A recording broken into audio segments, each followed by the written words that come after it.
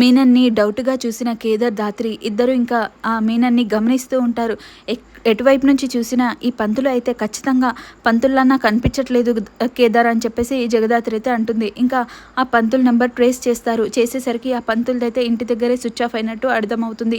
ఈ పంతులది కూడా ఇంటి దగ్గరే స్విచ్ ఆఫ్ అయింది అంటే ఇప్పుడు వచ్చింది నిజమైన పంతులు కాదనమాట అని చెప్పేసి ఇద్దరు అనుకుంటూ ఉంటారు. ఇంతలో ఖచ్చితంగా వీడు మీననే అయి ఉంటాడు, అందరినీ అలర్ట్ చేద్దాం, మన ఇంట్లో వాళ్ళందరినీ ఎవరి గదిలోకి వాళ్ళ రూమ్లోకి పంపించి అందరినీ అలర్ట్ చేద్దామని చెప్పేసి అంటారు. అన్నాక మీరైతే రండి అని చెప్పేసి అందరినీ అలా తల ఒక గదిలోకి వెళ్ళి వాళ్ళందరినీ లాకప్ చేసేస్తారు. లోపలికి వెళ్ళి డోర్లు పెట్టేశాక ఇంకా జగదాత్రి అయితే మీనన్ని అలాగే చూస్తూ ఉండిపోతుంది.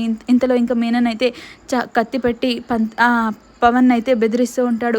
నేనెవరో కాదు మీనన్ అని చెప్తే, ఇంకా నీకు అర్థం కాలేదా, నువ్వు మీనన్ అని మా అందరికీ తెలుసు, అందుకే పెళ్లి మండపంలో ఉన్న మా వాళ్ళందరినీ లోపలికి పంపించేశాము, ఇంకా నువ్వే బయటపడట్లేదా అనుకుంటున్నాం, నువ్వే బయటపడ్డావా, ఇంతకు మించి ఇంకా నీకు వేరే ఆప్షన్ లేదు, అయినా నీ ముందు ఎవరున్నారనుకుంటున్నావు, ఇంకా జేడీ మేడం ఎక్కడుందో మీకు కనిపించట్లేదా అని చెప్పేసి పోలీస్ అతను అయితే అంటూ ఉంటుంది. అన్నాక ఇంకా తనకైతే బుల్లెట్ ఆ రేస్, మీనన్ నువ్వు మర్యాదగా లొంగిపోతావా లేకపోతే బుల్లెట్ నీ నెత్తిలోకి పంపించమంటావా అంటూ ఇంకా మీనన్ని పోలీస్ వాళ్ళు అయితే మీనన్ని బెదిరిస్తూ ఉంటారు. ఇంకా మీనన్ అయితే అలాగే పవన్కి కత్తి పెట్టి చూస్తూ ఉంటాడు కదా. ఇంకా జగదాత్రి వాళ్ళందరినీ చూసి మీనన్ ఒక్కసారిగా షాక్ అయిపోతాడు.